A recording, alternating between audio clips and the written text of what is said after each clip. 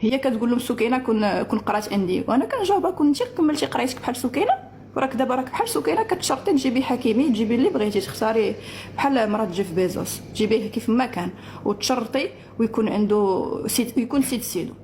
فهذا هو المدرسه الجلونيه، واللي بغى ينضم للمدرسه الجلونيه مرحبا به. المدرسة الجلونية.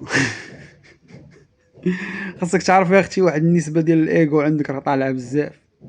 الانا وانا وانا وانا شكار روحو، راه ما كيدير والو في السوشيال ميديا. راه باش تكوني عارف راه ما جاتش بالقرايه، فهمتي؟ قرايه الناس كيقراوها باش يكونوا مثقفين وكيعرفوا، ماشي باش يجيو يطلعوا في لي لايف ويعيقوا على عباد الله.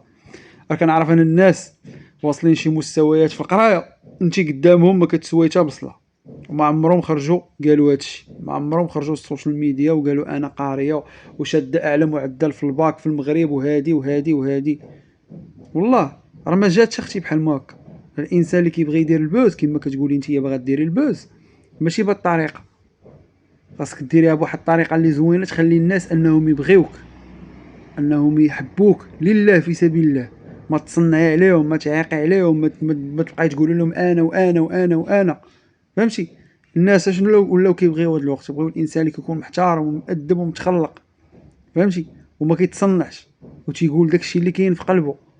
اما الطريقه اللي كتستعملي نتيا باش تشهري في المغرب وباش تطلعي لي كونت ديالك، فراه بحال كتقولي انك غادي تطلعي واحد الدار بلا ساس، ما غاتكونش عندك واحد لاباز، لاباز ديال الاحترام، لاباز ديال الاخلاق، لاباز ديال ما تكذبيش على عباد الله، ما تنافقيش عباد الله، فهمتي؟ وزيدها بالايغو.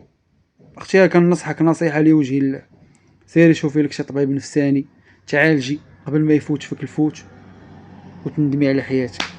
والسلام عليكم.